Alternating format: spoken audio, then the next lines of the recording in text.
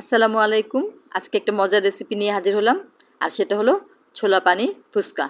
তো যেহেতু ছোলা পানি ফুচকা, তো পানিটা একটা স্পেশাল। তো এর জন্য একটা গ্রিন চাটনি করতে হবে। এখানে আমি কিছু পুদিনা পাতা, কিছু ধনিয়া পাতা, কিছু কাঁচামরিচ আর সামান্য রসুন কুচি আর আদা কুচি, অল্প অল্প সামান্য রসুন আর আদা এগুলো দিয়ে দিলাম। দিয়ে তারপরে এর মধ্যে অল্প একটু পানি দিতে হবে। পানি দিয়ে এটারে ব্লেন্ডারে ব্লেন্ড করে নিলেই, আর একটু বিট নুন দিতে হবে।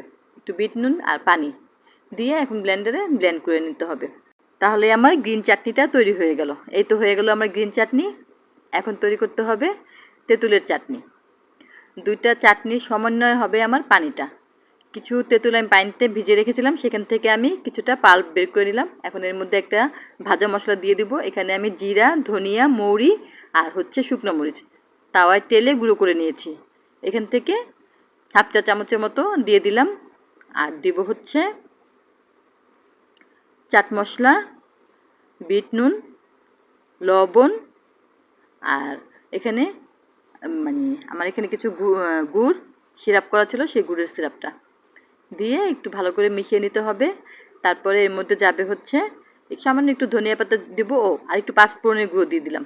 একটু পাঁচফোড়ন দিয়ে দিলাম আর একটু লাল মরিচের গুঁড়ো দেবো। ঝালটা একটু কম হয়ে গিয়েছে, আপনারা চাইলে ঝালটা আপনাদের টেস্ট অনুযায়ী কম বেশি করে নিতে পারেন। এখানে লাল মরিচের গুঁড়ো আর একটু ধনে পাতা দিয়ে নেড়ে নিলেই আমার তেঁতুলের চাটনি তৈরি হয়ে গেল। এখন পানি তৈরি করব। পানিটার জন্য লাগবে সেই গ্রিন চাটনি।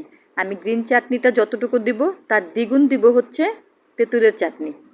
এখানে আমি প্রায় 2 চা চামচের মতো দিয়ে দিলাম গ্রিন চাটনি, আর 4 চা চামচ দিব তেঁতুলের চাটনি। মেজারমেন্টটা যা দেবো গ্রিন চাটনি তার দ্বিগুণ দিব তেঁতুলের চাটনি। তারপরে পানি দিয়ে দিলাম, প্রায় হাফ কাপের মতো পানি দিয়ে দিলাম।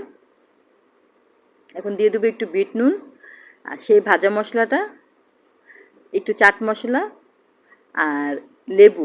আমার ঘরে লেবু ছিল না, তো আগের কিছু লেবু ছিল, সেটাকে আমি গোল গোল করে দিয়ে দিয়েছি। আর একটা লেবুর 4 ভাগের 1 ভাগ রস দিয়ে দিয়েছি। সামান্য ধনেপাতা কুচি। আর এটা যখন খাবো তখন এর মধ্যে অবশ্যই বরফ কুচি দিতে হবে। আমরা যখন পরিবেশন করব তখন বরফ কুচি দিয়ে পরিবেশন করব। আর ছোলা তৈরি করতে হবে। এখানে আলু আর ছোলা আমি লবণ দিয়ে সিদ্ধ করে নিয়েছি। এখন এটাকে একটু ভালো করে ম্যাশ করে নিতে হবে। আলুটাকেও ভেঙে দিতে হবে আর কিছু কিছু ছোলাকেও একটু ভেঙে দিতে হবে।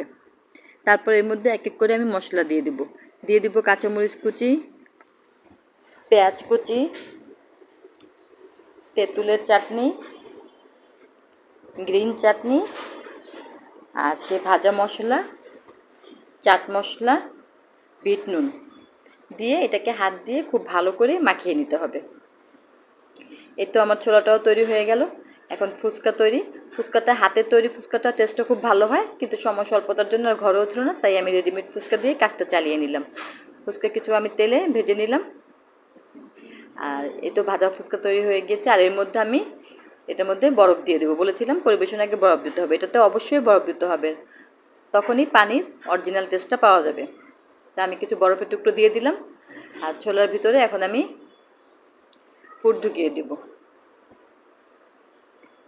আর এটাকে এখন পানির ভিতরে একটু পানি ঢুকিয়ে দিলেই হয়ে যাবে আমার ছোলা পানি ফুচকা। এটা খেতে কিন্তু খুব মজা। আমরা তো রেগুলার যে ফুচকা খাই, কিন্তু এই ফুচকাটা আপনারা করে দেখবেন। পানিটার যে কী একটা টেস্ট, না বানালে বোঝা যাবে না। এটা অসাধারণ একটা টেস্ট হয়। আমার রেসিপি ফলো করে যদি আপনারা রেসিপিটা তৈরি করেন, আমি আশা রাখি আপনারা কেউ নিরাশ হবেন না এবং অবশ্যই এটা খুব ভালো করে এনজয় করবেন।